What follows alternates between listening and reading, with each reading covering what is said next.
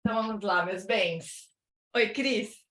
Deu tempo de entrar. A Cris é minha amiga, primeira vez que ela está participando. Então, bem-vinda, Cris. Primeira vez que ela está participando de um encontro meio mais budista, assim, no Zoom aqui, né? Então, bem-vinda, meu bem. Olha só, vamos fazer as preces. Depois eu tenho uma proposta indecente para fazer para vocês. Vamos começar com as preces. Vamos lá. Então, antes das preces, então, vamos chegar completamente, corpo, fala, mente. Deixa a agitação da mente assentar um pouquinho.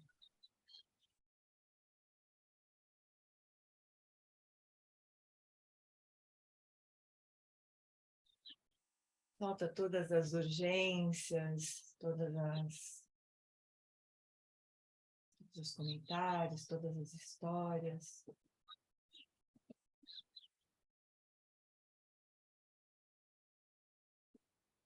E abre espaço para o nosso estudo. Assim como eu vi um professor dando ensinamento, traduzido ou não traduzido, é precioso. Quando a Sangha se reúne para estudar o Dharma, também é precioso. Então, vamos trazer essa consciência da preciosidade dos nossos encontros, para estudar aquilo que vai nos libertar definitivamente do sofrimento.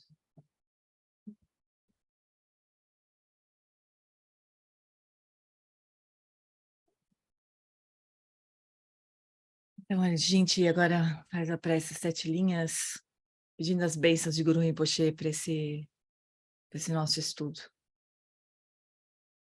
Hum. Na fronteira noroeste de Odiana, no coração de um lótus, está sentado aquele renomado como Padmasambhava, que alcançou o espantoso Supremo Siddhi, está cercado por uma hoste de muitas dakinis. Seguindo suas pegadas, dedico minha prática. Por favor, aproxime-se e conceda suas bênçãos. Guru Pema Siddhi Hum. Hum Orgen Yugi Nubjan Sam Pema Gesar Dompola Yamsen Chogi Modrunye Pema June Shisutra Kordu Kandro Mampekor Keki Jesu Dadruki Jinge Lapchir Shekso So Guru Pema Siddhi Hum. Hum Orgen Yugi Nubjan Sam Pema Gesar Dompola Yamsen Chogi Modrunye Pema June Shisudak Kordu Kandro Mampekor Keki Jesu Dadruki Jenge Lapchir Sheksu So Guru Pema Siddhi Hum. No Buda, no Dharma e na excelente Assembleia da Sangha, até que alcance a iluminação, neles eu tomo refúgio. Através da minha prática das 6 perfeições, possam todos os seres sencientes alcançar o estado búdico. Sanje Chodan Sochi Chonam La Janchu Bardu Dagni Chapsuchi Dagi Jinso Jipe Sonam Chi Drola Penti Sanje Druparsho Sanje Chodan Sochi Chonam La Janchu Bardu Dagni Chapsuchi Dagi Jinso Jipe Sonam Chi Drola Penti Sanje Druparsho.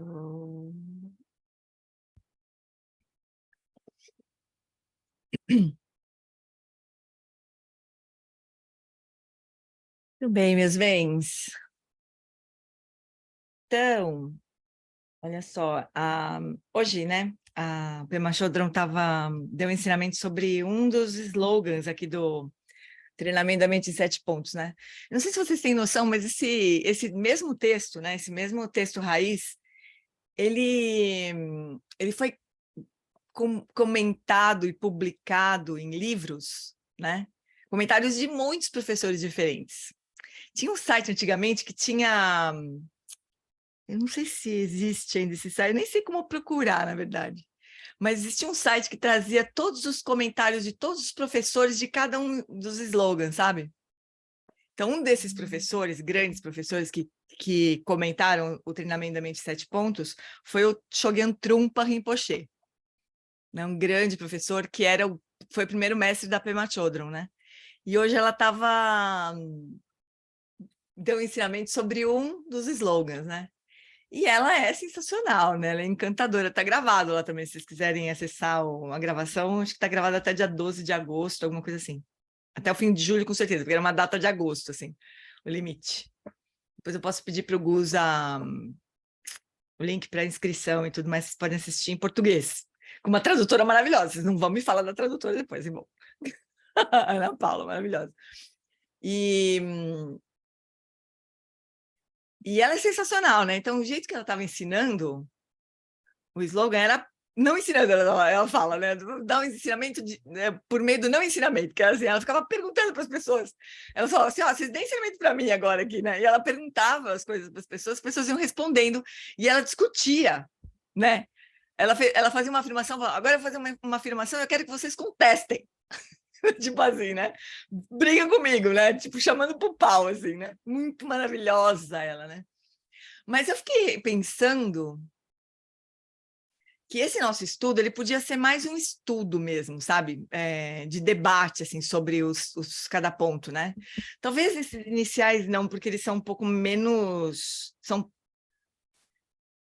não sei bem. A gente pode até hoje não vai dar para fazer isso, mas a gente pode até hoje com o que a gente for ler, a gente pode até decidir no fim do estudo. Mas o que eu tinha pensado era de fazer um estudo no modelo que a Carolzinha conduz lá, o pessoal dos professores do CIB, ela conduz um estudo maravilhoso sobre as emoções. E eles escolhem um trecho, né, Carolzinha? Escolhem um trecho, todo mundo lê, e daí no dia do estudo todo mundo discute o texto. Mas eles não leem tudo de novo, né? A Carol ainda tem o trabalhão de pegar a tradução horrorosa do texto e corrigir todos os erros que ela pega de tradução, né? Que está muito ruim a tradução do livro do Paul Ekman. Então, tinha pensado a gente fazer isso também, sabe? A gente seleciona um trecho, eu não vou poder mandar para vocês o texto, porque no caso do estudo que a Carol faz, o livro está esgotado. Então, a gente se permite, né? Tirar a cópia, mandar por WhatsApp e tudo, porque ninguém tem o livro, na verdade. Mas não é o caso do nosso livro aqui, né? Então, o Budismo com Atitude, todo mundo pode comprar, ou quem tem o Kindle Unlimited, eu acho que está de grátis no Kindle Unlimited, se eu não me engano. Então, a gente não precisa fazer isso, não é nem correto, né? Do ponto de vista de direitos autorais e de generosidade também com a própria editora, né?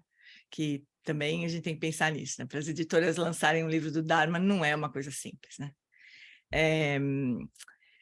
Então, eu estava pensando a gente fazer isso, a gente combinar um trecho, tá no Kindle Unlimited, né? A Ana está falando. Obrigada, Ana.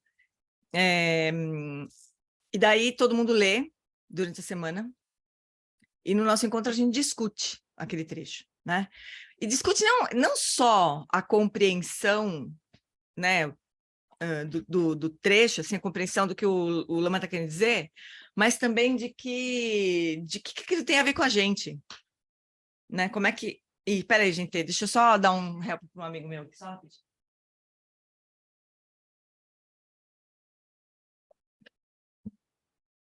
Emprestei uma conta do Zoom para o meu amigo.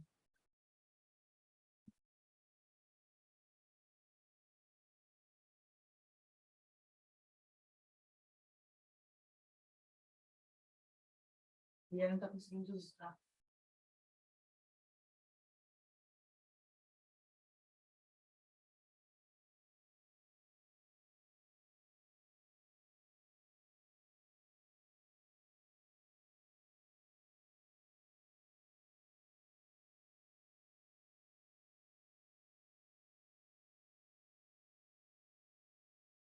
Mas vocês podem discutir essa ideia que vocês acham.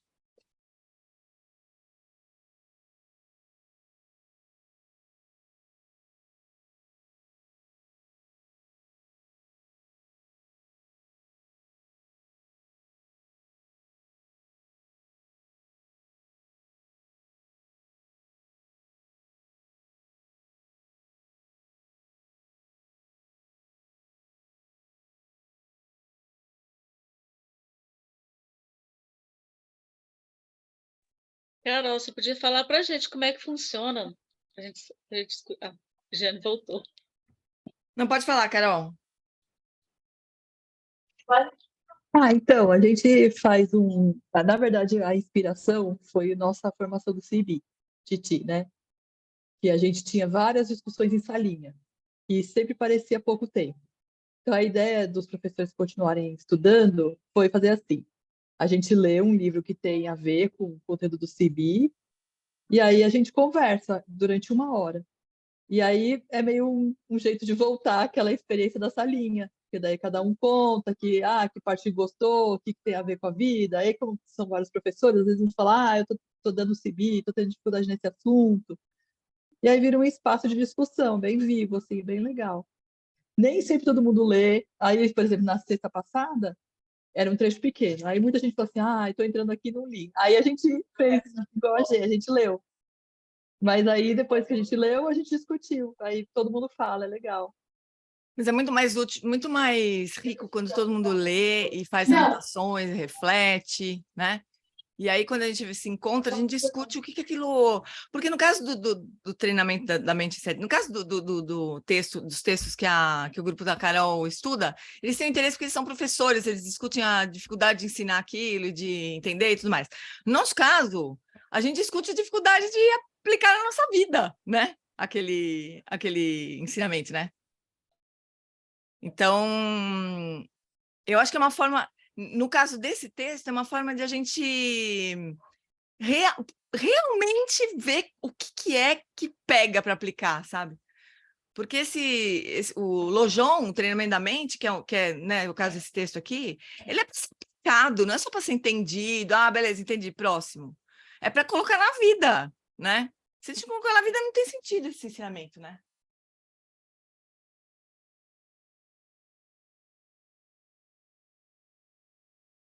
Então, vamos fazer o seguinte, ó. Agora a gente vai... A gente não se preparou, então hoje a gente vai seguir igual, né? Aí, no final desse encontro aqui, a gente vê o que faz, se realmente faz isso, né? Se muda o esquema, ou se a gente muda depois de terminar esses primeiros pontos que são mais complicados, né? Vamos ver o que a gente decide, beleza? O que vocês acham? Porque por mais que a gente queira... Ó, a gente está em 34 pessoas. Normalmente tem mais gente, né? Nem todo mundo... Tem gente que nunca fala. E nunca nem tem tempo de falar. Eu nem deixo falar, porque eu falo demais também. Então, se a gente fizer esse esquema de discussão, né? A gente vai para salinhas, todo mundo discute, todo mundo pode falar. Olha, a minha dificuldade é essa, aquela, sei lá. E depois a gente volta para a salona, discute mais, e assim vai, né? Beleza? Então, vamos lá. Hoje a gente vai seguir normal, como a gente sempre faz todos os estudos. Uma questão é que todo mundo tem que ter o livro, né, para poder ler. Então, esse é um ponto importante. Bom, a gente está no segundo ponto, então, cultive a bodhicitta absoluta, né, que é basicamente a iluminação, né, quer dizer, ou a realização da vacuidade, né, a natureza última da realidade, enfim. É o ponto final do caminho. E o texto já começa lá no céu, assim, né? Que nem o Lama Santa brinca, que joga os alunos lá no topo do pau de sebo, que nem fosse um gato. Aí o gato agarra lá no topo do pau de sebo e vai escorregando. Né? Vai tentando se segurar, mas não se segura, vai caindo, assim. Aí a gente vai procurando entender o que falta entender antes de chegar nesse ponto final, né? Mas a discussão aqui é a fé, né? A gente teve uma discussão longa um dia sobre essa história da fé, da devoção e tudo mais. E E aí a gente estava discutindo esse tema da fé. Então, o primeiro tipo de fé que se discute no Dharma, a primeira fé da crença, né? Então, a gente precisa partir de uma premissa aceitável, basicamente, né? Então, não dá para a gente, de cara, de saída, né? Vamos supor, a gente está chegando no Dharma, né? Está começando a tentar entender o que o Buda está falando. Se a gente falar, não concordo, de saída, a gente não tem chance nenhuma de avançar, né? Então, tem algumas coisas que a gente vai precisar tomar como hipótese de trabalho, que nem fala o Lama Wallace, né? Não que a gente vá aceitar para sempre e nunca mais eu vou questionar, mas eu vou fazer de conta que eu concordo com isso. E vou ver no que dá, né? Que benefícios que isso me traz, que complicação que isso me traz. Então, ele fala que esse tipo de fé é tomar as premissas do Dharma como hipótese de trabalho. Então, ele sempre usa o exemplo da questão das vidas depois da morte, né? A sequência de vidas. Se a gente achar que isso é uma besteira, que impacto que isso tem? Bom, a gente não precisaria nem estar aqui fazendo nada, né? Porque a gente não tem... Eu não sei vocês, mas eu não tenho a mínima confiança de que eu vou atingir a iluminação em uma vida. Ou esta vida, inclusive, né?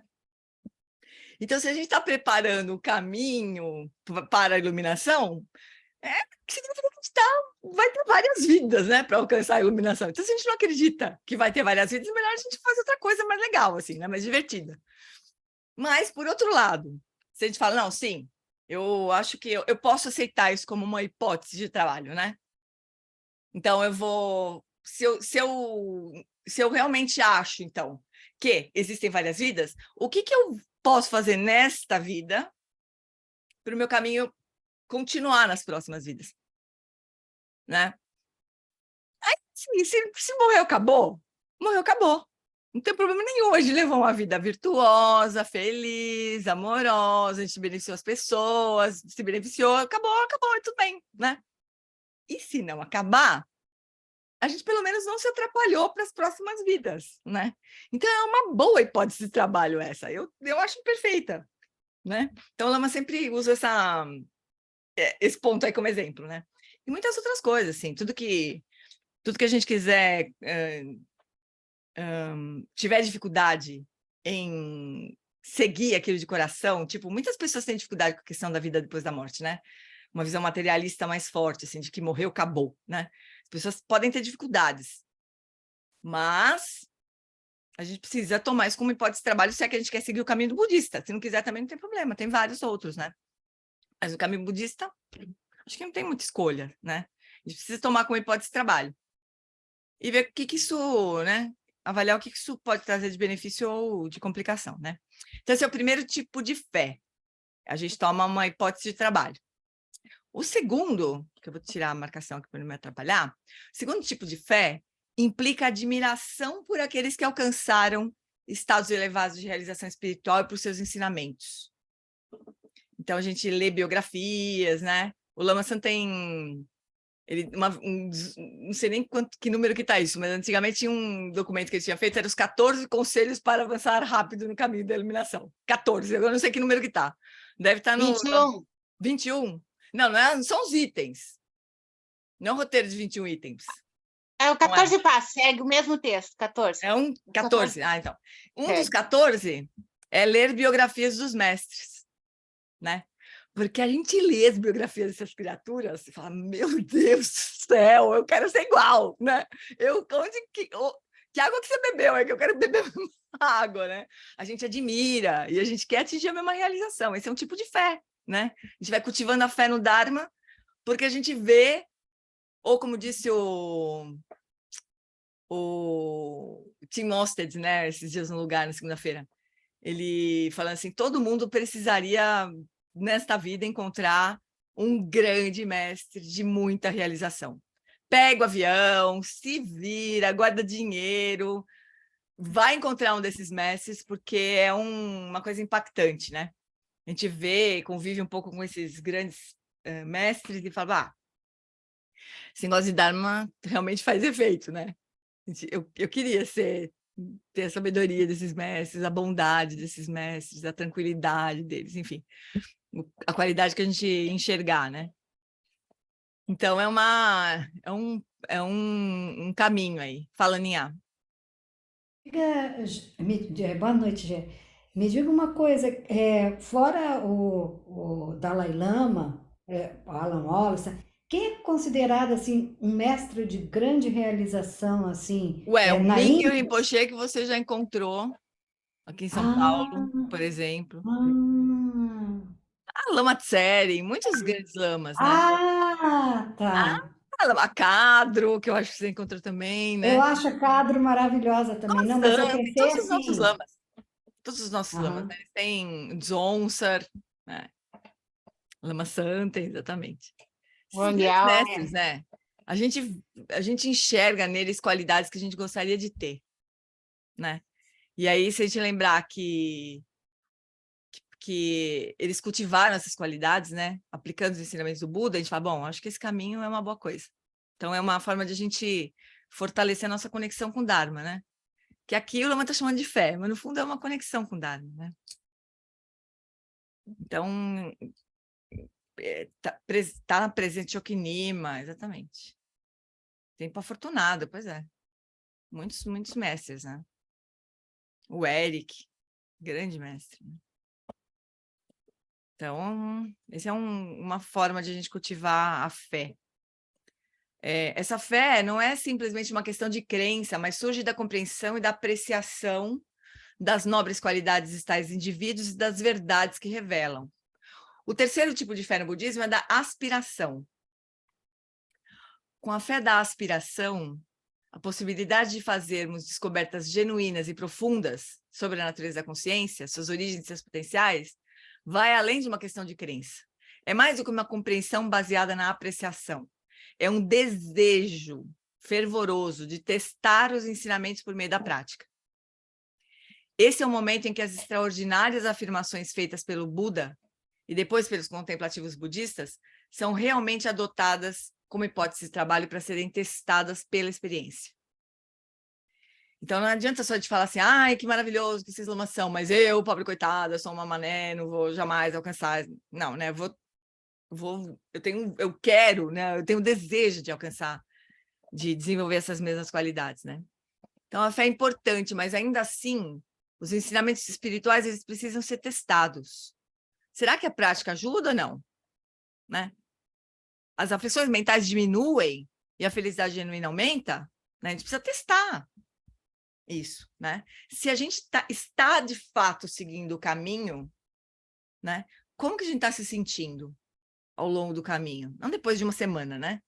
Mas depois de alguns anos, possível que a gente olhe para trás e fale, nossa, aquilo que costumava me arrastar e eu ficava lá arrastada durante dias, né? Já não está tão pegajoso, assim. Pode ser que a gente note algumas diferenças, assim. Então, é necessário uma vigilância constante, avaliar, reavaliar sempre, mas avançarmos no caminho do despertar espiritual. O que é necessário é examinar de forma consistente, sem cair no dogmatismo ou na complacência, e testar de forma contínua a eficácia do caminho. Logicamente, não estamos testando apenas o caminho, mas a nossa inteligência e perseverança em seguir esse caminho, né? Por isso, devemos ser igualmente críticos com respeito aos nossos próprios esforços. Isso traz um tipo de estabilidade ou fé que está em movimento, sendo parte do próprio processo. William James, grande psicólogo do século XX, começo do século XX, que o Lama Wallace é fã, William James abordou a questão da fé, não abordou a questão da fé no contexto do caráter dogmático e materialista da ciência do final do século XIX. Naquela época, muitos cientistas sentiam que a crença religiosa era a antítese da postura racional e cética da ciência. Por exemplo, William Clifford, um dos materialistas científicos mais preeminentes do século XIX, atacou a fé religiosa com o argumento de que é sempre errado, em todos os lugares e para todas as pessoas, acreditar em algo com base em evidências insuficientes. Taxativo, né? Muitos cientistas consideravam que a religião era uma falha da integridade intelectual e que a fé era um caminho de menor resistência para aqueles que eram incapazes de lidar com os fatos brutos da ciência. Alguns cientistas... Só um pouco, Hobbes, já vou ler. Alguns cientistas hoje expressam o mesmo sentimento, alegando que as pessoas religiosas mantêm suas crenças por causa de uma predisposição genética infeliz. Ou seja, como diz o Mao Tse-tung, né, para o Dalai Lama, a religião é o ópio do povo, né? Então, Roberto fala assim, usar como hipótese de trabalho que a vivência subjetiva não desaparece na morte física faz com que um caminho gradual faça sentido. E se, ao contrário, a morte física acabar com a vivência subjetiva, Dukkha cessaria com a morte física, exatamente, seria uma solução fácil. Só que não adianta uma solução fácil que esteja errada, exatamente. O Lama fala que a primeira nobre verdade, na verdade, do sofrimento, né? Depois, a segunda nobre verdade, a verdade da origem do sofrimento. Terceira nobre verdade, verdade da cessação do sofrimento. Aí o Lama fala, bom, se a morte fosse o fim da... Foi Marx? Não, mas o Mao Tse-tung falou para o Dalai Lama também. Ele falou, parafraseando Marx, mas é besteira aí. Marx, tá certo, Mar. Esqueci. Se a morte fosse o fim da existência, seria o fim do sofrimento, a terceira nobre verdade era a morte. Não precisava da quarta, que é o caminho para a sensação. A menos que fossem várias maneiras de você se matar, por exemplo, ou de morrer. Mas não existia um caminho para a sensação de sofrimento. Era a morte, acabou, né? O Lama fala assim, é uma doce ilusão essa, de que o sofrimento realmente acaba na morte, né? Só que é dureza, porque você pode ter essa confiança de que o sofrimento acaba na morte, aí você morre e adivinha o que acontece? Você acorda vivo do outro lado, né? E tá lá o sofrimento, porque sua mente tá junto contigo, né? Você tá levando a mente junto. Então seria muito, entre aspas, realmente fácil, né? Mas o probleminha é que tá errada, né? Mas tudo bem, a gente pode fazer, mas você só vai saber isso quando você morrer. Verdade, é verdade. Eu, por exemplo, não me lembro das minhas vidas passadas, né? Porém, muitos grandes mestres se lembram, né? Então, enfim, esse é o ponto, né, da fé na filosofia budista, né? O que tais materialistas ignoram, no entanto, é que cientistas e pessoas religiosas, sem exceção, colocam sua fé em algum sistema de crença que transcende o escopo do seu conhecimento. Isso aqui é sensacional, gente. Eu acho um tapa de luva de algodão, assim, nos materialistas, né? Porque é uma crença também, né? A visão materialista também é uma crença. Se por um lado a gente não conseguiu, a ciência nunca conseguiu demonstrar que a consciência termina na morte, ela também nunca conseguiu demonstrar que não termina. Então, quem acredita que termina, tem uma fé. Quem acredita que não termina, tem outra fé, mas as duas são fés. Né? Como William James apontou, seja na pesquisa científica ou na vida cotidiana. Nós, frequentemente, não podemos esperar. Nós precisamos agir de alguma forma. Sendo assim, agimos com base na hipótese de trabalho mais provável, confiando que o evento demonstrará a nossa sabedoria. Além disso, não agir de acordo com uma crença geralmente equivale a agir como se a crença oposta fosse verdadeira. Portanto, a inação não seria sempre tão passiva quanto os intelectualistas pressupõem. Isso aqui é sensacional, né? Alan Wallace, vamos combinar, ele é brilhante, né? Se a gente não age de acordo com uma crença, né? A gente possivelmente está agindo ou deixando de agir por uma crença oposta, ou seja, crenças de qualquer jeito, né? Agora, os materialistas, eles têm a sensação, eu já conversei com vários, né?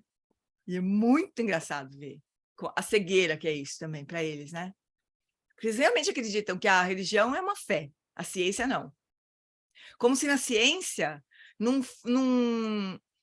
para qualquer avanço na ciência, como se a ciência não tivesse que partir do pressuposto de que quem veio antes estava certo. Porque não dá para ficar inventando a roda todo dia, né?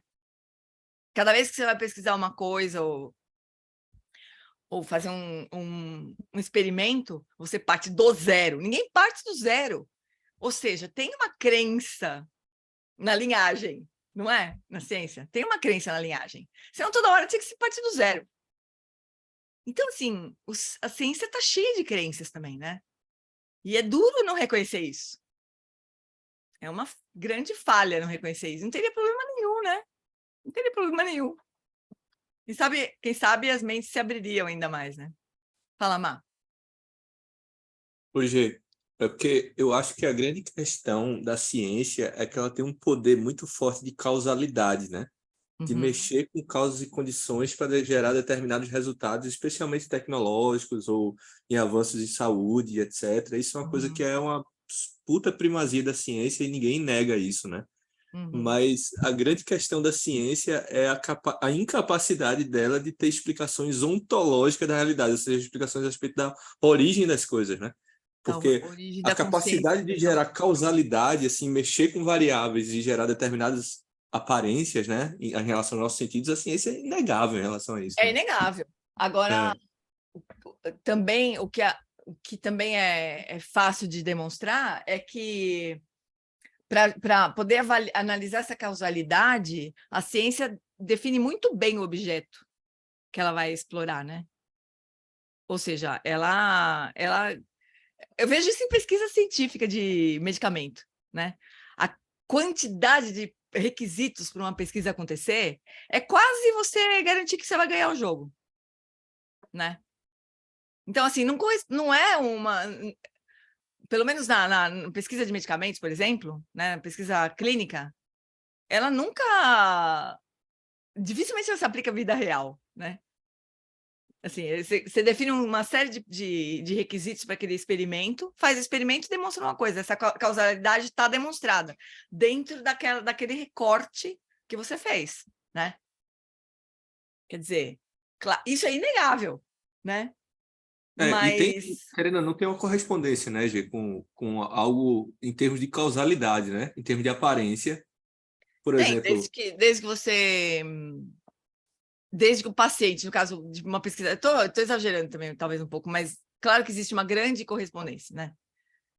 Mas porque, por exemplo, sei lá, vamos supor uma pessoa tem uma dor, né? E aí eu estou fazendo um teste para saber se aquele medicamento funciona para aquela dor, né? Então, eu não estou explicando muito sobre o que é a dor ou sobre o que é o qual a medicamento, eu experiência não da estou dor? entendendo ontologicamente o que é aquilo e nem isso que se propõe, né? Mas Uhum. eles fazem o quê? Se eu tomo esse remédio, se eu faço essa causa, né? Eu tenho um determinado desfecho que é o fim da dor, né? Que é a aparência da dor, né? Mas Então, ainda é tipo assim, uma causalidade. Marco, eu estou dizendo que para um analgésico, possivelmente não, mas para medicamentos mais complicados, mais complexos, Uhum. em determinadas condições aquele resultado se replica, em outras não. Com certeza, com Então, certeza. ainda Se muda assim, as é um variáveis, muda tudo, recorte, né? né?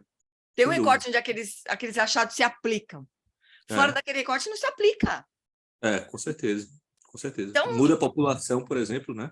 Isso pois acontece. é. Quando você, É, né, quando você pega é. um medicamento, lança, você tem um determinado tempo que você vai precisar ficar muito atento aos efeitos, né, coisas que você não mediu, enfim. Aplicação na vida real, né?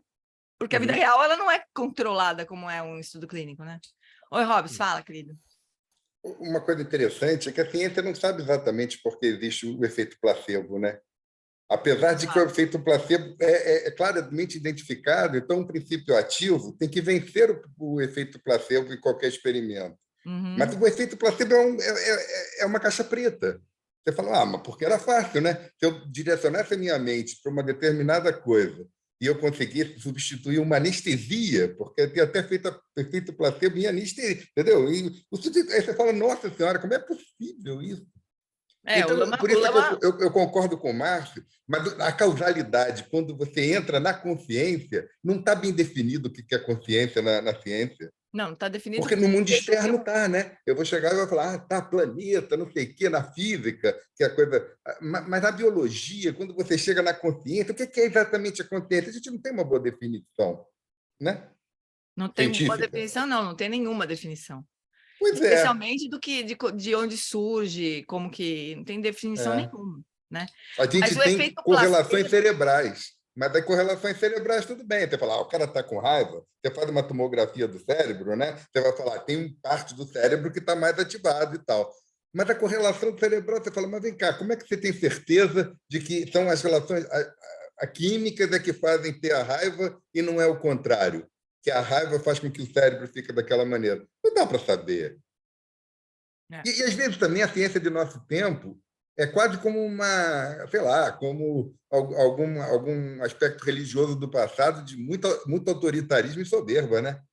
Então, se alguém chega para você e fala, olha, isso não é científico, no mínimo ele está te chamando de burro, né? Quando você chega numa coisa assim, entendeu? Fica aquela coisa. No passado, se o sujeito ouvisse, você é um herege, você já se sentia que estava com problemas, né? Na Idade Média, se alguém falasse, você é um herege, você já sentia cheiro de carne queimada.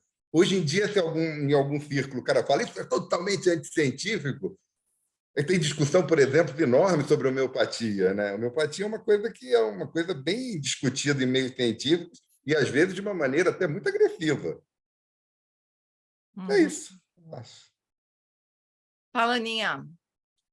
Sabe que agora, lendo esse texto, me veio uma ideia interessante. Meu cunhado é um cientista de ponta, materialista do último tipo da Amazon. E aí, quando a gente fala em espiritualidade, reencarnação, qualquer coisa ligada a isso, ela falou, que paper você viu isso? Agora eu vou falar, em que paper você viu não que viu não isso? existe isso? Em que paper? Qual foi o paper? Me diga o paper que não tem isso. Boa. Boa! Me vê essa ideia. É isso que o Lama fala. Exatamente. Então, é uma crença. Ai, ótimo, Aninha. É o seu cunhado, o que ele é? Seu quê? Seu irmão? Cunhado. Então, seu irmão tem uma Cunhado. crença igualzinha Cunhado. a nossa. Igualzinha, só que no oposto. Mas é uma crença. É muito lindo isso, né? Então, mas o Lama, ele fala bastante também sobre efeito placebo. Ele acha um absurdo chamar de efeito placebo, né? O efeito placebo é o efeito da nossa mente sobre a nossa experiência. Simples assim. E nem isso se acredita, né, a nossa mente na ciência. Quer dizer, a ciência realmente ela tem essa crença de que é possível a objetividade completa, né? Que a objetividade completa é possível, assim. É muito louca essa discussão, muito louca. Hoje, é porque também, assim, se a gente for entrar muito nessa discussão, a gente vai sair um pouco do texto, né? Mas eu acho isso fascinante, né?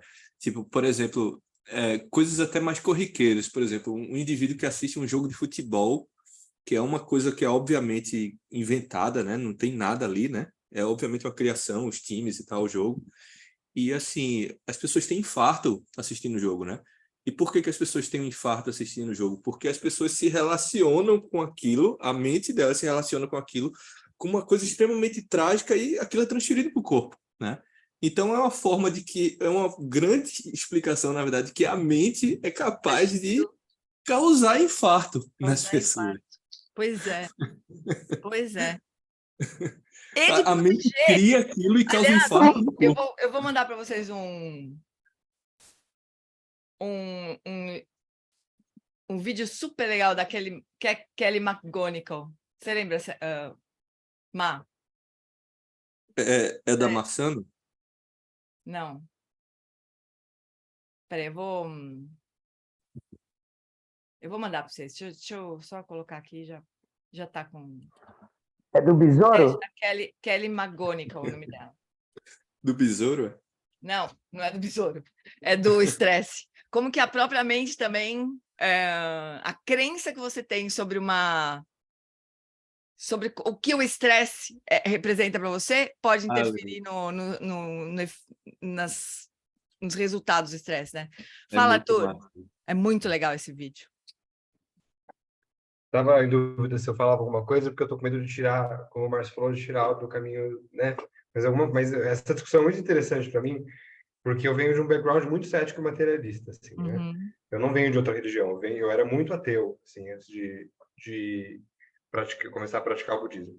E algumas questões ainda aparecem para mim e talvez continuem para aparecer para sempre. Assim. Então, questões causais, eu tenho muita resistência em aceitar qualquer coisa diferente Então, assim, tratamento de doença, por exemplo. Eu vou pedir um paper, provavelmente, sabe? Se me falarem, tome esse essa arnica aqui que funciona, não sei se eu quero tomar arnica. Uhum. No entanto, às vezes esse discurso materialista tem uma base filosófica muito frágil, que o materialista não percebe. E o Lama Wallace é muito bom em captar isso e expor nos textos dele. Então, existe uma crítica do método científico na filosofia, por exemplo, de uma galera que leu Wittgenstein, que argumenta o seguinte: o método científico é feito para você explicar a causalidade no mundo exterior. É para isso que esse modelo foi criado. Se você tenta transportar esse modelo, e não estou nem falando de consciência, se você tenta transportar esse modelo para ciências sociais, por exemplo, que são um fenômeno do qual você é um participante, eu faço parte de uma sociedade que eu estou tentando estudar, ele já meio que quebra. Porque você depende de interpretação, você depende de sentido, que são coisas que não são bem captadas pelo método científico, né? Então, se a gente for falar de consciência, que é um fenômeno que existe, por definição, em primeira pessoa, é um transplante muito radical de uma coisa que foi feita para estudar átomo colidindo, sabe? Para alguma coisa que é muito Mas diferente. essa limitação, a própria ciência não reconhece essa limitação, né? É como se... Isso eu acho que tem cientistas mais sofisticados que reconhecem, mas eu acho que tem claro, uma do lugar que não, vai falar que não. De uma forma geral, os cientistas mais, né, em geral, não reconhecem. Claro que tem cientistas fantásticos que reconhecem, mas... E daí, o pior é que, assim, o que não se explica por meio do método científico não existe, simplesmente. Assim, como se... É muito louco, né? Muito louco.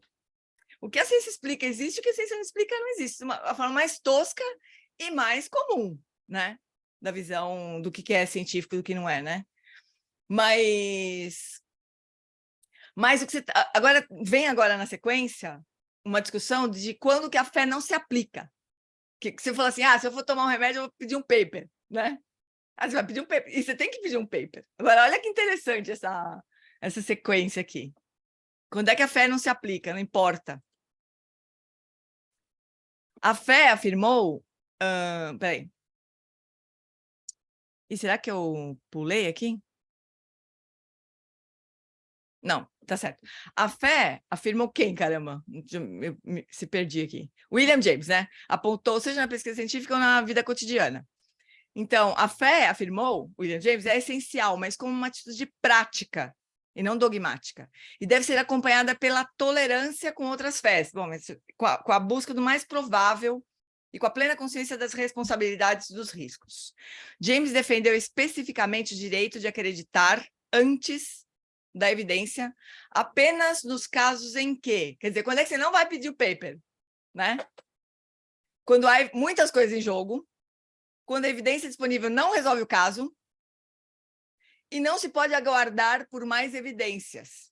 Então, por exemplo, você tem uma doença, né, que não tem nenhum medicamento testado perfeitamente, assim, não tem nenhum golden standard, né, para essa doença. Você não vai tomar uma droga que está sendo começado a testar? Claro que eu tomo, né? Assim, então, por quê? Porque não tem evidências suficientes para você se apoiar de outro jeito, né? Então, ali você não pede o paper, né? Porque não tem paper, na verdade, né? Então, não se pode aguardar por mais evidências, seja porque nenhuma evidência poderia resolver o caso, ou porque esperar em si é uma decisão de não acreditar. Só um pouquinho, deixa eu... Covid, por exemplo. Pois é, Covid. No começo, todo mundo tomaria cloroquina, não é? Eu, no começo, tomaria cloroquina. No começo da Covid, claro que eu tomaria cloroquina. Com certeza eu tomaria cloroquina, né? Ninguém sabia nada sobre o negócio. Aí, depois que começou a descobrir que não resolvia para nada, né? Aí, continuar batendo na cabeça, era outra história, né? Mas, enquanto você não tem evidência suficiente, você não pede o paper, você acredita que vai dar certo e buena, né? E vai. Então, para muitas coisas estudadas pela ciência, as crenças pessoais são virtualmente irrelevantes. Tem coisas, como o Márcio falou, que são indiscutíveis, né? Causalidade está lá demonstrada. Então, não interessa se você acredita, se você não acredita. O fato é que aquilo vai acontecer, né? Se um cientista acredita ou não na existência de vida inteligente em outros sistemas solares, isso terá um efeito insignificante sobre dados que coleta com o telescópio Hubble. Será que é Hubble mesmo? Não é Hubble? Acho que está errado isso aqui, não está? Tá errado, viu? Tá errado. Tá errado, né? O L é antes, né? O L é... E acho que é um Hubble. Será que tá certo no inglês? Eu vou... Hubble. É Hubble. H-U-B-B-L-E. Eu nasci no mesmo ano do Hubble. Do Hubble. Em 77. Pois é, vou... Deixa eu É fotografar. isso mesmo. É isso mesmo, acabei de checar aqui na internet. É um L só no fim, inclusive? É com H-U-B-B-L-E. Deixa eu fotografar aqui para mandar para o Vitor. Ai, celular. Vê que...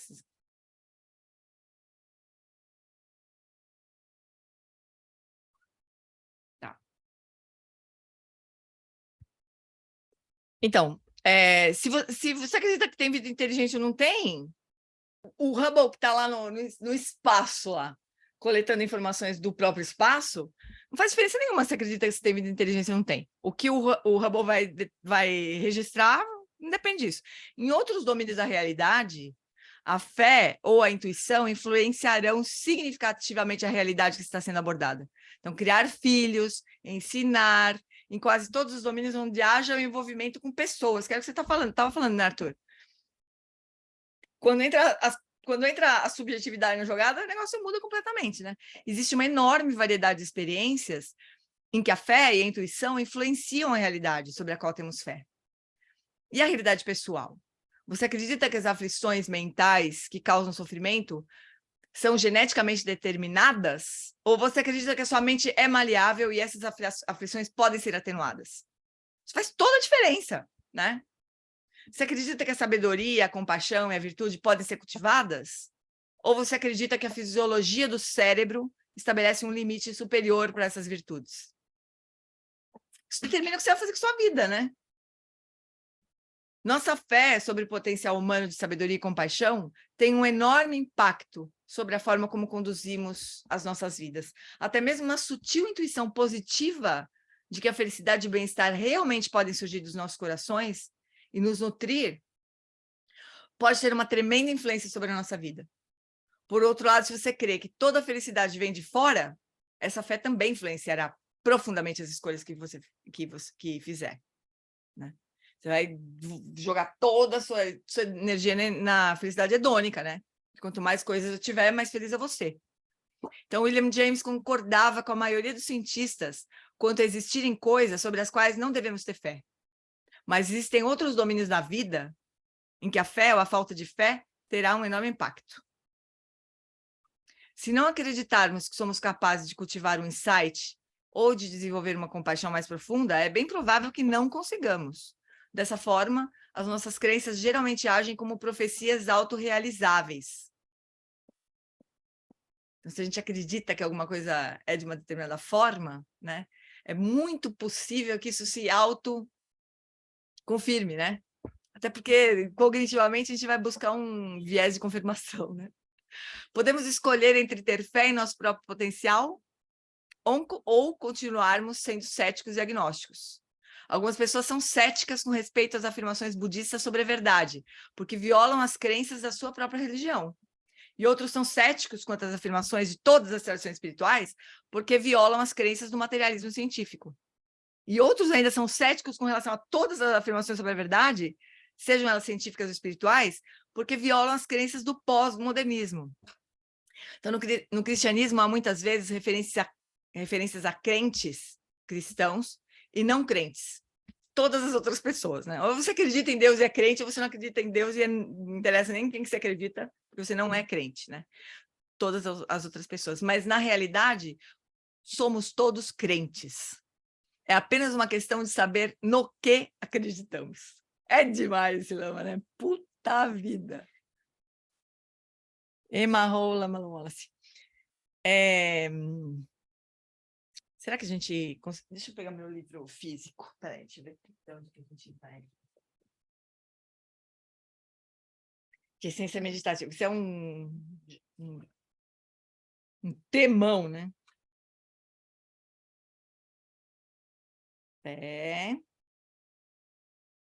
Que é ciência meditativa. Não é 77.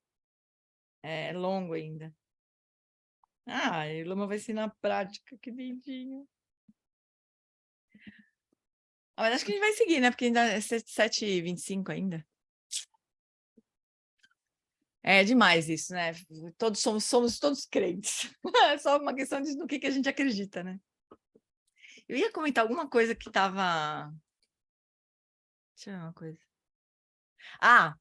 Sobre essas profecias autorrealizáveis, tem um trecho do Tutendimpa super bonito no Coração Sem Medo, que é bonito de ver esse esforço que os cientistas fizeram, né, ao longo do tempo, aí, nos últimos anos, assim, o Matia Ricard, especialmente com a pesquisa e a compilação de uma infinidade de dados sobre a natureza natural, a natureza natural, a bondade natural dos seres humanos, né? Então, o livro do Matia Ricard é deste tamanho, gigantesco, né? O grupo da Carol também estudou esse livro já, Revolução do Naturismo Gigantesco, estudaram inteiro. E aí faz muita diferença. Por que teve todo esse esforço, Richard Davidson, todos esses cientistas do Mind Life e e o Matia Ricard, e o Tutendimpa, esse grupo ligado ao Dalai Lama de alguma maneira, né? Mas por que é importante isso, né? Então, o Tutendimpa diz que se a gente vai para o mundo, assim, né? Acreditando que as pessoas são todas aproveitadoras, né? Que elas são maldosas por natureza, né? E a gente vai se conectar com as pessoas a partir dessa crença, né? Possivelmente a gente vai chegar nas relações de uma forma defendida, qualquer sinal meio estranho a gente vai atacar, né? E lógico que a experiência nossa vai ser essa, o mundo é um lugar cruel, né? Se por outro lado a gente tem essa confiança na bondade natural dos seres, né? Que todos estão querendo ser felizes, se livrar do sofrimento. E se a gente enxerga a bondade natural dos seres e se relaciona com as pessoas a partir daí, a nossa experiência de mundo é outra, né? Então ele fala que é muito importante as histórias que a gente conta para a gente mesmo, que elas são muito importantes, porque elas vão determinar a experiência de mundo que a gente vai estar, né? Porque como se a gente, na linguagem do Lama Santen, é como se a gente tivesse uma paisagem diferente. Se a gente está numa paisagem de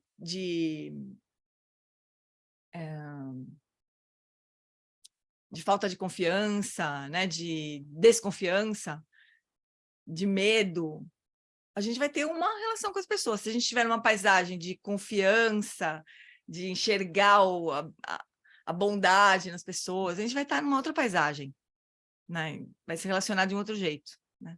É super bonito isso daí. Então, nesses casos, a fé faz muita diferença, né? Mas nesses casos em que tanto faz, tipo, lei da gravidade, que diferença faz se eu acredito ou não acredito? Tudo que sobe e desce, tudo que tem em cima cai, se você soltar, né? Quanto mais velho a gente fica, mais a gente acredita na lei da gravidade, na verdade, né? A fé na gravidade vai aumentando. Mas pouca diferença faz, né? Então é isso. Vamos seguir mais um pouquinho? Então vamos lá. Eu acho mesmo que talvez esse primeiro... Agora, voltando para aquela nossa discussão de como seguir com os estudos, né? Essa primeira parte, esse primeiro ponto, né, do treinamento da mente de 7 pontos. Segundo ponto, na verdade, né? Deixa eu ver uma coisa. Rapidão.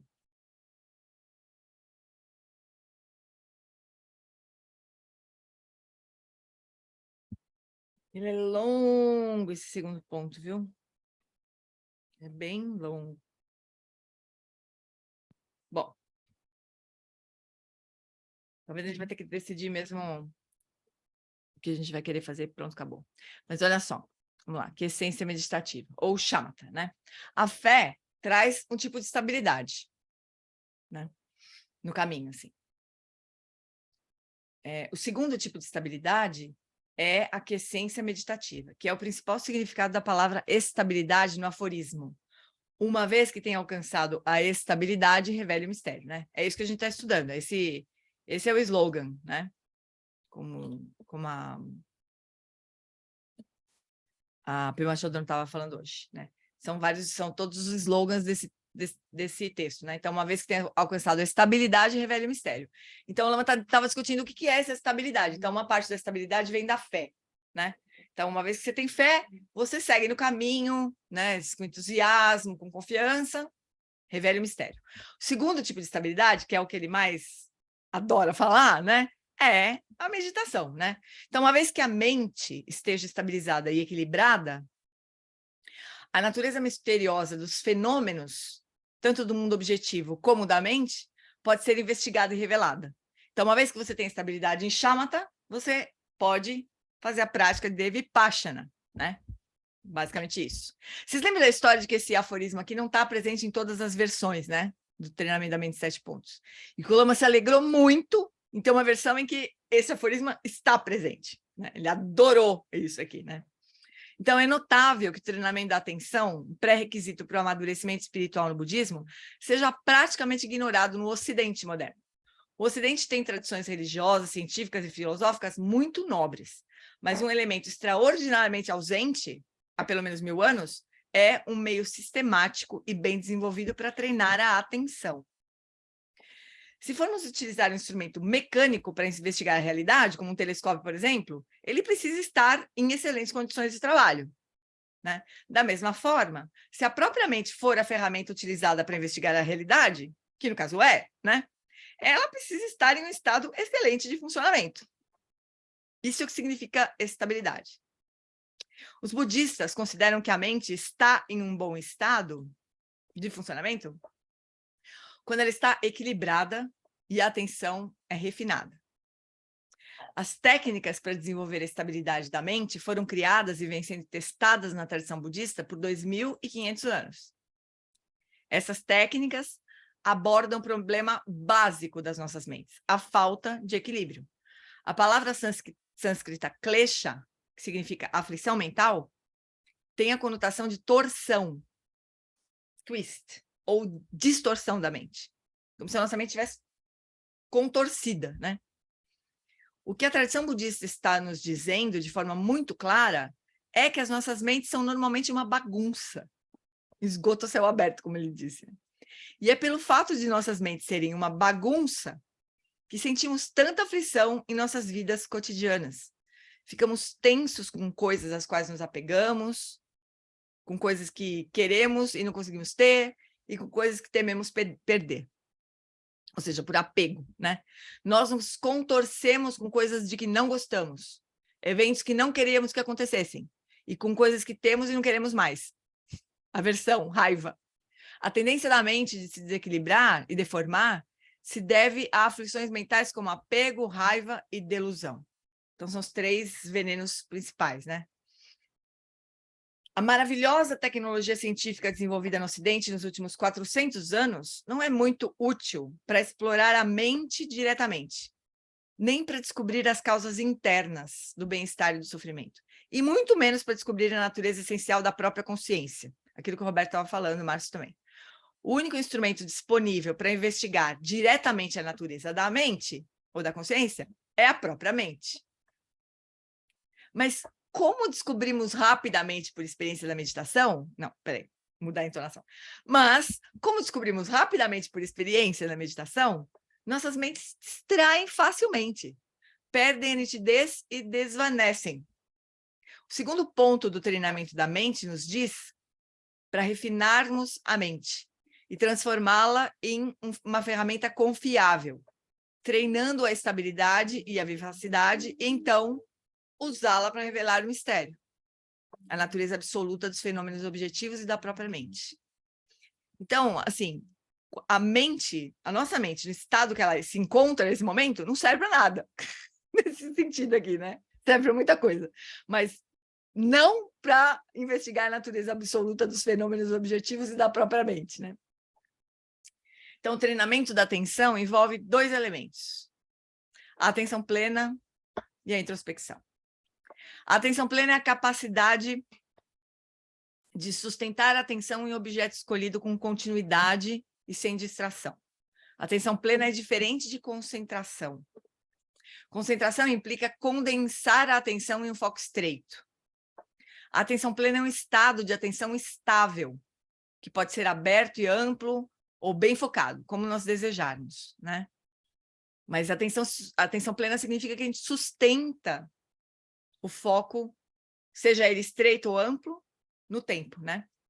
A introspecção, às vezes chamada de metacognição, observa o que está acontecendo na mente e monitora a qualidade da atenção. Então, quando você está com raiva, a faculdade de introspecção observa a raiva. Ao praticar aqui a essência meditativa, o shamatha, falar em português, né? Shamatha. Ao praticar a shamatha, se a distração ou a agitação surgirem, ou se a mente se tornar sonolenta, a introspecção observa essas mudanças. Percebe essas mudanças, né? Quando a gente usa esse termo observa, a gente tem a impressão que tem alguma coisa observando outra coisa, né? Mas, na verdade, é perceber, né? A introspecção permite que a gente perceba que que a atenção se perdeu, né? Como que a mente está operando? Será que ela está funcionando com tranquilidade ou como um carro com fumaça saindo pelo capô? As virtudes como a compaixão e a generosidade surgem facilmente ou só com muito esforço? Ao cultivar a atenção sustentada, se não desenvolver a capacidade de introspecção, você não notará quando a prática estiver indo mal. Isso significa que você desenvolverá péssimos hábitos de meditação, né? Você vai se acostumar a ficar sentada por 24 minutos, por um gatica, direitinho, 24 minutos, viajando. E só vai perceber que viajou 24 minutos quando tocar o sino no fim da prática. Ou dormindo, você só vai perceber que passou 24 minutos quando tocar o sino, né? Então, esses são péssimos hábitos. Então, a introspecção é aquilo que nos ajuda a perceber que a atenção se perdeu, ou por distração, ou por sonolência. E os hábitos, tanto os bons quanto os ruins, são difíceis de serem rompidos. É possível desenvolver uma prática de meditação negligente e letárgica com a mente totalmente caótica. Para reconhecer isso e estar em condições de corrigir, a introspecção é crucial. Esses dias no lugar, né? Segunda-feira, o Márcio escreveu que até a gravidade depende de causa e condição. Pois é. Na segunda-feira, o Tim Osted, que é um aluno da Pema Chodron também, né? Grande aluno da Pema Chodron, e do Tuku Orgyen. Então, ele é aluno do pai do Mingyur Rinpoche, né? Tsoknima Rinpoche, Tsoknima Rinpoche, mestre do Eric Permakunza, né? Então, ele falou super sobre essa qualidade da introspecção, né? De a gente... Ele fala assim, alguma coisa assim, tipo assim, o que o praticante precisa saber fazer é perceber como está a própria mente. Isso é, assim, absolutamente necessário, né? A gente nem deveria se chamar praticante se a gente não for capaz de perceber como a nossa mente está. Então, ele falou assim, a gente deveria ser capaz de perceber quando a nossa mente está aberta, receptiva, tranquila, relaxada, ou tensa, fechada, né? A gente precisa desenvolver essa capacidade de perceber como a nossa própria mente está. E, obviamente, fazer o que é necessário, né? Recuperar a experiência de abertura, enfim, né? Relaxar e tudo mais. Mas ele está falando dessa capacidade de introspecção, né? Que a gente desenvolve por meio da prática de shamatha. Então, a ideação compulsiva é como se a mente estivesse espumando pela boca. Gritar bem alto tudo que vier à mente, sem qualquer filtro social, pode levar a uma visita a um manicômio. Mas, se você conseguir manter os mesmos pensamentos compulsivos só para você mesmo, isso é considerado normal. É muito engraçado isso, né?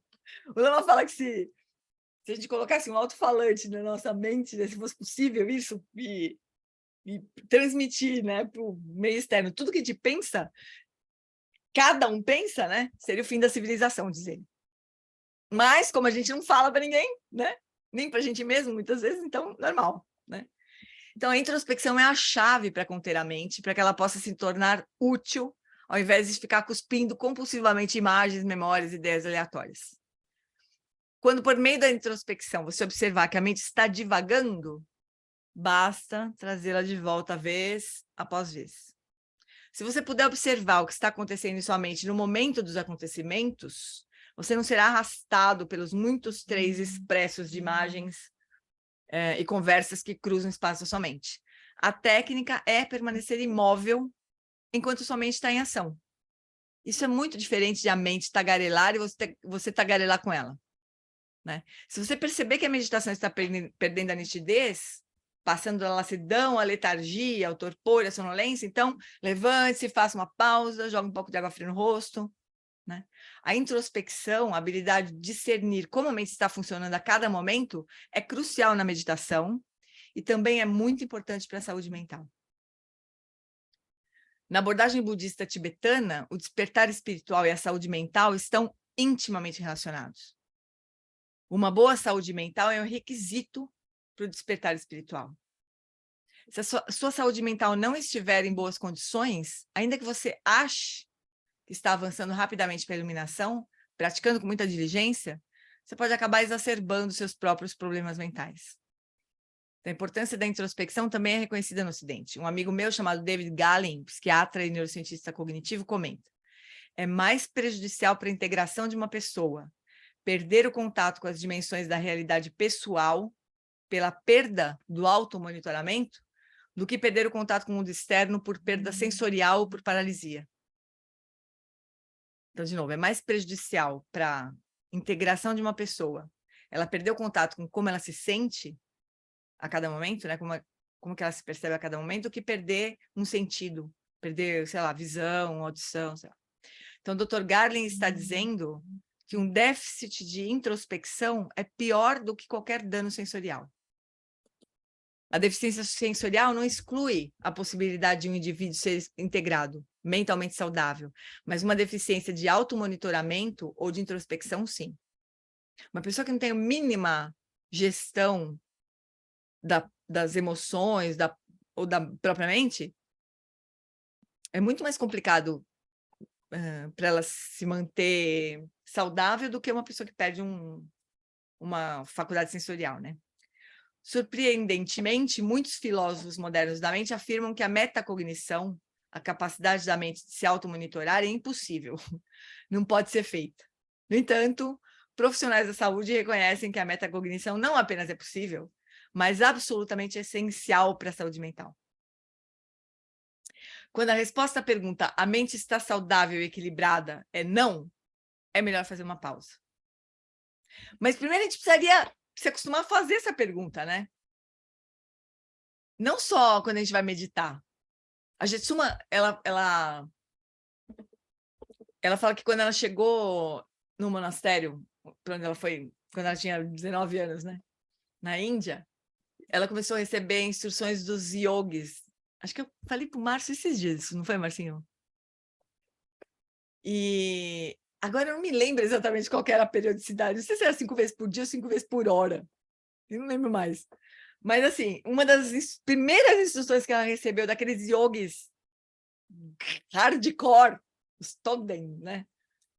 Era essa, de examinar. Só que eu sou tão lesa que eu já esqueci a periodicidade da instrução. Eu não lembro, eu mesma não lembro. Tu disse para mim 5 vezes ao dia. Eu disse 5 vezes ao dia, mas eu não tenho certeza, viu, Má? Acho que era melhor a gente checar no livro dela, porque tem algum livro dela, ela fala isso. Ou retiro, será? Putz, eu não lembro. Mas, bom, uma das primeiras instruções que ela recebeu, né, não era nada muito sofisticado, assim, mas era isso, de perceber como que a mente dela estava. Acho que era 5 vezes por dia, porque eu lembro depois de fazer umas analogias com o Tenzin Wang, eu acho que... Bom, se a gente começar a fazer isso 5 vezes por dia, já tá bom, né? Depois, se a gente melhorar, for melhorando, virar 5 vezes por hora, melhor. Mas, enfim, desenvolver esse hábito, né? De se perguntar como é que a minha mente está agora. Pode ser que a gente fale, puta, minha mente está espumando realmente pela boca, como diz o Lama, né? Eu estou em baita de uma raiva, né? Ou não, sei lá, minha mente está meio que irritada agora, né? Então, a gente precisaria desenvolver esse hábito, né? De voltar a atenção para esse nosso mundo interno, né? E aí, conforme a resposta, né? Fazer alguma coisa com isso, né? Fazer uma pausa, pelo menos. Hoje no ensinamento da Pema Chodron, ela falava assim, quais são as 3 dificuldades na prática? Eu não vou conseguir me lembrar. De reconhecer o ego, na verdade. Mas a gente poderia usar nesse contexto, assim, imaginando que, quando ela está dizendo, no ensinamento que ela estava dando, né? Reconhecer o ego significa essa contração, né? Essa mente mais tensa, mais contraída, né? Primeira dificuldade é não reconhecer, né? Quando isso está acontecendo. Essa é a primeira dificuldade. Depois, a segunda dificuldade é fazer alguma coisa diferente. Então, a nossa mente está super contraída. Normalmente, a gente nem ia perceber, né? Mas pode ser que a gente perceba e também que se dane, tá assim mesmo, vamos aí, né? E continua fazendo o que faria normalmente, né? Então, fazer alguma coisa diferente já é a segunda dificuldade. Depois é sustentar para o resto da vida essa habilidade de fazer uma coisa diferente. 3 dificuldades. Mas a primeira é perceber. Pessoal, vamos combinar aqui. Quando foi que a gente recebeu essa instrução? Desse jeito, assim. De olhar para a própria mente, perceber como é que a mente está, se está aberta, se está relaxada, se está tensa, assim. Eu não sei, eu não faz muito tempo. Foi quando encontrei o Dharma, na verdade. Depois ainda, porque logo que encontrei o Dharma, eu nem entendi essa instrução. O quê? Né? Eu estava muito preocupada em aprender a falar as preces em tibetano, entender, sei lá, entender direito que ensinamento que era o quê, que escolas que existiam, essas coisas, né, que a gente quer saber quando a gente chega no Dharma, né? Entender as coisas que a gente lê, né? Mas essas instruções mais internas, putz, demorou para eu entender do que se tratava, né? E obviamente que até hoje eu não aplico, né?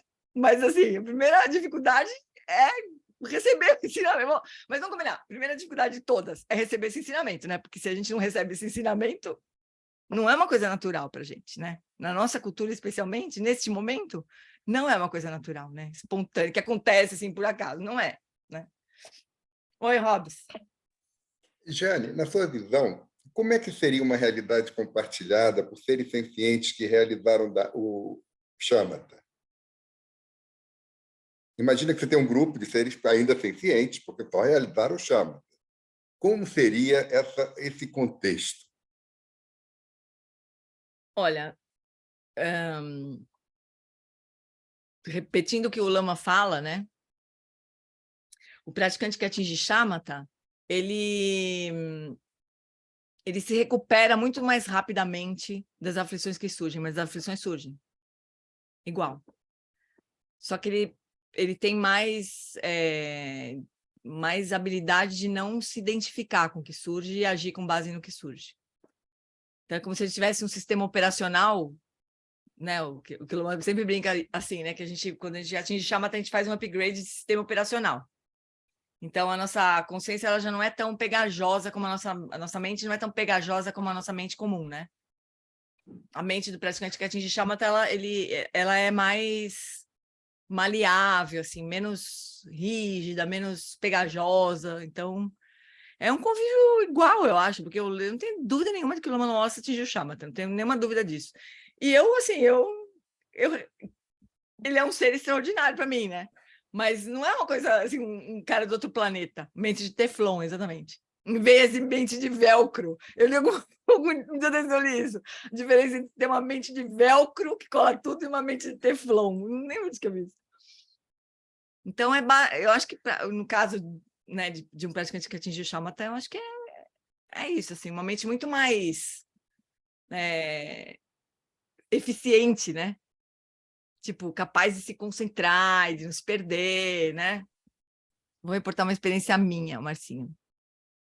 Teve uma época que... que é isso, Mar? Pratiquei muito, muito, muito shamatha e nada mais. Eu estava super atento, mas fazia as mesmas merdas de sempre. A única diferença é que antes eu não estava consciente disso. Naquela hora eu estava consciente de fazer a merda sabendo o que estava fazendo. Mas já é uma boa coisa, né? Você perceber que você ia fazer a merda. Mas é essa a sua pergunta, Robson? O que você queria saber exatamente? Não, é porque, no fundo, que Shamatha, pelo que eu entendo, é quase como se fosse uma preliminar para que você consiga investigar mais, né? Porque o que é a realidade. Quer dizer, Shamatha é como o Lama Alan Wallace sempre fala, é como se você estivesse construindo, e nem tem um telescópio para você olhar o mundo externo, você olhar o mundo interno de uma forma eficiente. Então, parece razoável você pensar, ó, você precisa ter um mínimo de serenidade, um mínimo de tranquilidade para que você queira investigar o mundo interno, né? O budismo vai dizer que interno e externo coemergem, mas antes disso, investigar pelo menos as aflições mentais, como você estava falando. E hoje eu estou me irritando. E a coisa está. Você ter pelo menos essa sensação de conseguir. Porque normalmente a gente está acostumado a olhar o externo e aí tentar controlar. Aí você muda o foco para ver, cara, independente do externo que surja, como está o meu interno, né? Como é que o meu interno está flutuando.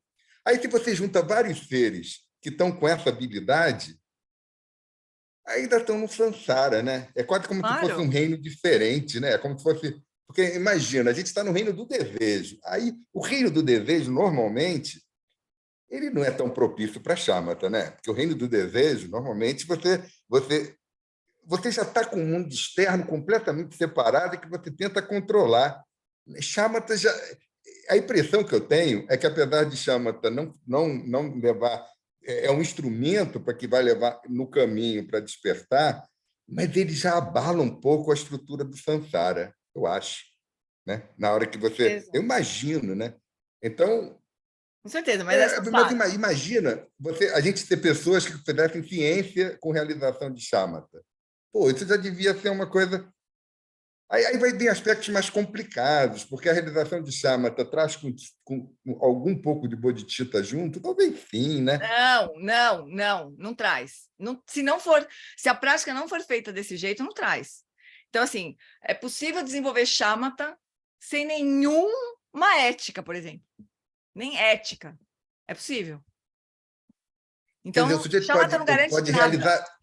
realizar Shamatha e usar a inteligência dele para construir armas mais destrutivas. Com certeza.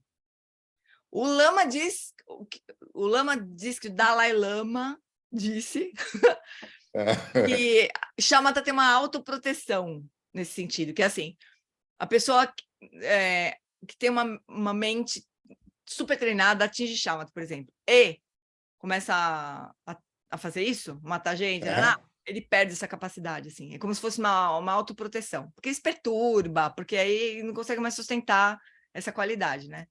Mas não necessariamente o praticante que atinge Shamatha tem a bodhicitta, ou tem uma motivação altruísta, ou qualquer coisa, entende? Tem que ser uma prática paralela, realmente. Tem que ser a motivação para atingir Shamatha, realmente.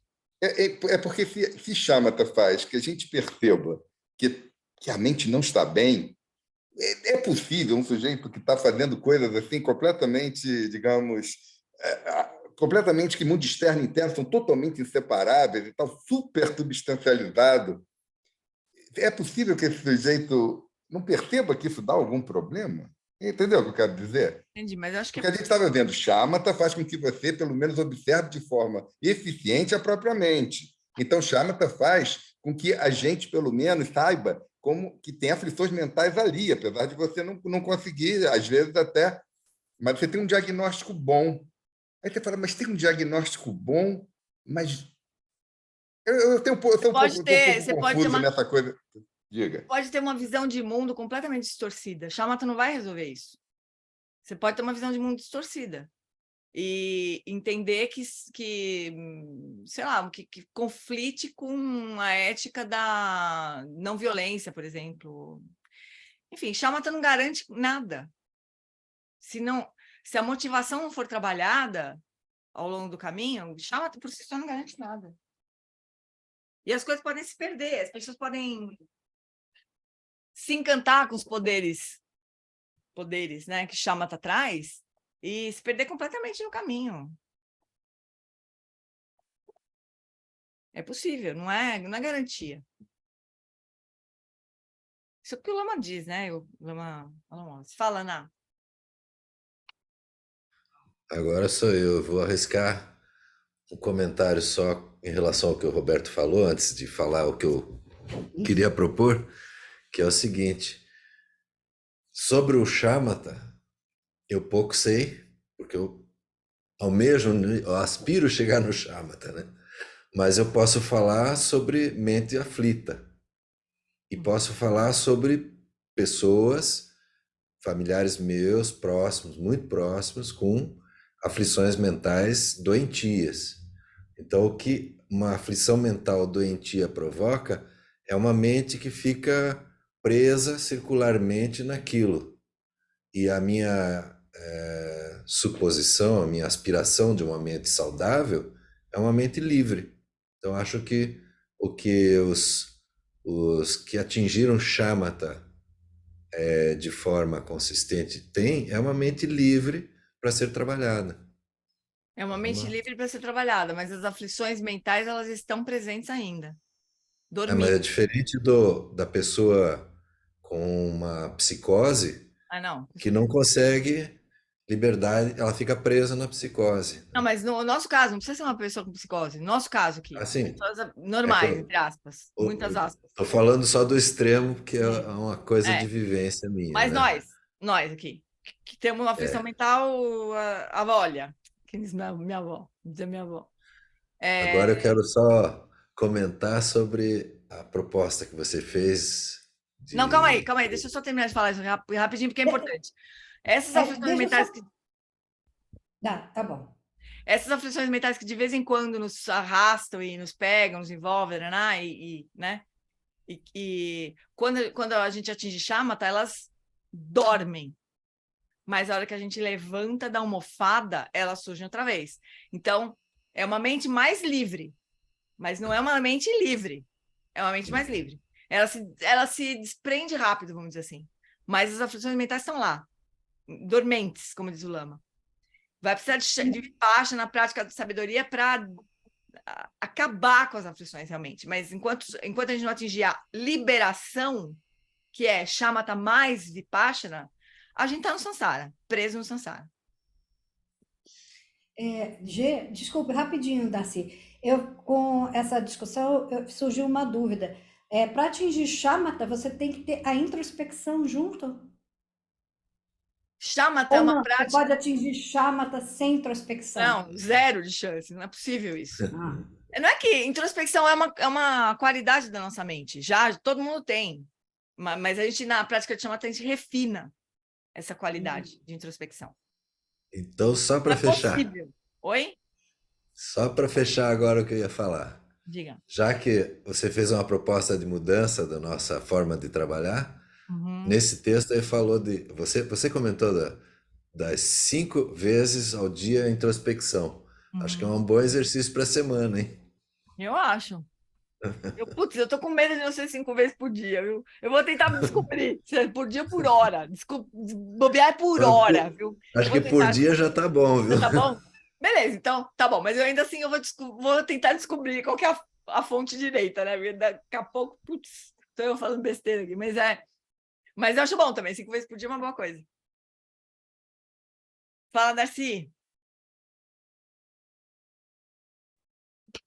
Eu queria fazer um comentário que é assim, eu sinto, desde de que conheci, uma imensa confiança no Lama Alan Wallace e uma grande admiração pelo professor Alan Wallace como cientista. Então, esse é um ponto. A segunda questão é que, muito após a gente ter feito os retiros e estar estudando, mas bem há pouco tempo, eu descobri que ele, ainda que nos ensine o caminho gradual, e não sei se eu posso dizer se Dzogchen é via direta ou não, é gradual ou não, mas, de qualquer maneira, ele apresenta práticas para nós que, ao mesmo tempo, elas são práticas para quem, como eu, está iniciando, e para quem, como algumas pessoas que eu conheço, é a prática última, que é a gente repousar na nossa verdadeira natureza, que é a gente encontrar essa verdadeira natureza, repousar nela, nos identificarmos com ela para poder andar no mundo.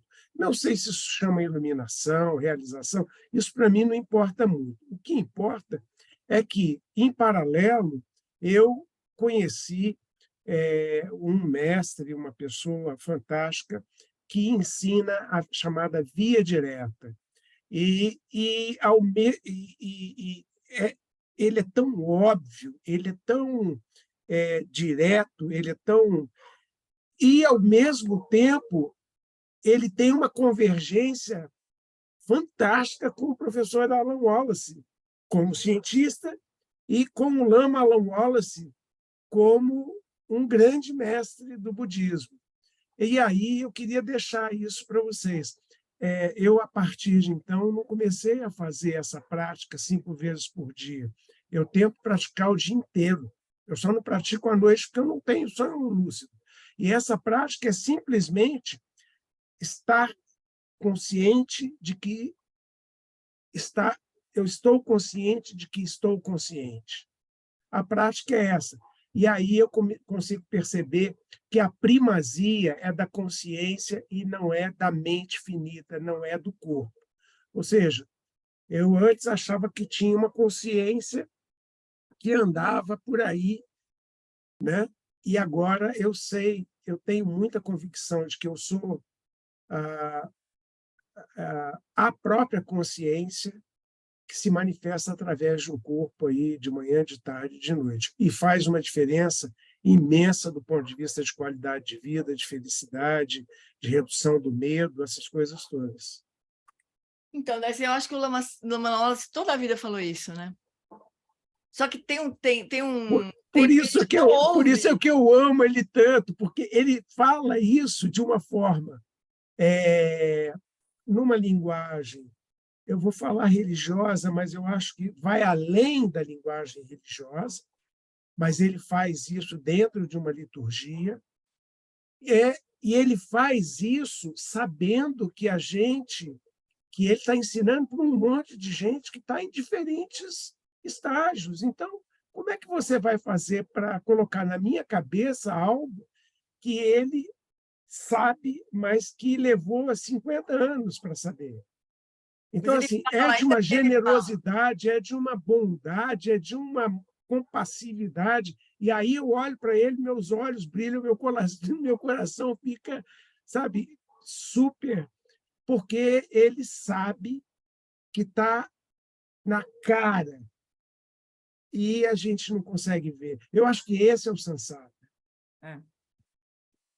Mas o louco é, a gente devagar, a gente vai descobrindo, mas olha só, o Lama sempre falou isso, né? Lama Santen também. Lama Santen também. Você pega ensinamentos antigos do Lama Santen e fala, meu Deus, o Lama Santen sempre falou isso, eu nunca entendi, eu nunca escutei, né? E certamente hoje ele fala coisas que a gente igual não escuta, a gente não entende, nem... Você lembra que ele falava que ele entrava pelas costas, de costas, e que ele jogava o gato para cima no pau de sebo? Então, é muito incrível, realmente. E como que o ensinamento vai funcionando, né? Porque o Dzogchen, ele é um caminho direto. Só que é mais ou menos, assim, é direto se a gente enxergar, né? Se a gente não enxergar, não é. E daí a gente vai precisar do caminho gradual.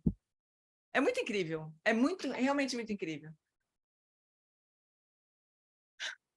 É isso aí, amores. É mais próximo que os cílios, a gente não enxerga. Eu tenho a impressão que a gente vai se dar na cara quando a gente... Como é que eu não vi isso antes? Vai ser divertido. Gê, por que ele faz isso aqui? Isso aqui é um lembrete para ele, um lembrete da impermanência para ele, assim. Toda vez que ele sobe num trono, ele estala o dedo e fala assim, um lama vazio, subindo num trono vazio. Para falar com pessoas vazias, enfim, é uma... Ou lembrança da morte, que a qualquer momento pode chegar. É isso. Chuchus, vamos Vamos fazer a dedicação?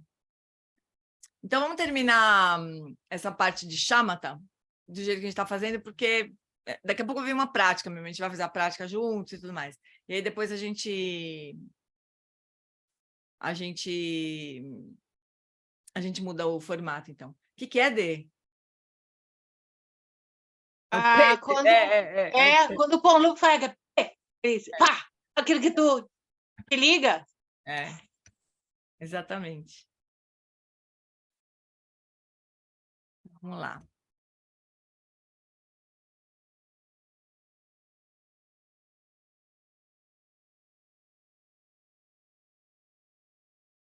Por essa acumulação de méritos, possa eu obter a onisciência que tudo vê e possam todas as falhas ser superadas. Que do turbilhão de ondas revoltas do nascimento, velhice, doença e morte deste oceano de Sansara, possa eu liberar os seres. Sonandi, Tanchesi, Pani, Tonene, Pedranam, Panjeshin, Kiganati, Balon, Trupai, Sipe, Chole, Droa, Droa, Show. Eu vou fazer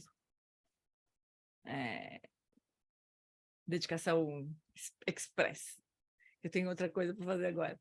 Por esta virtude, possa eu rapidamente realizar o Lama de Dhyana e possa eu conduzir todos os seres, sem exceção, a esse estado de realização.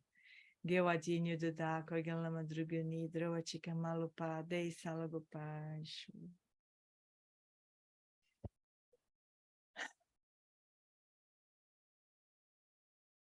Muito bom, fofuras. De qualquer Obrigada, jeito, Gê. ainda que a gente mantenha o formato nos próximos encontros, até terminar esse ponto aí, a gente pode ler também, né?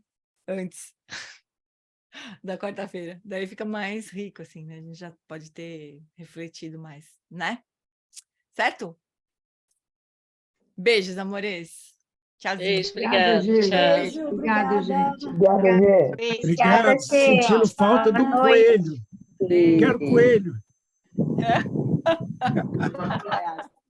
Beijo.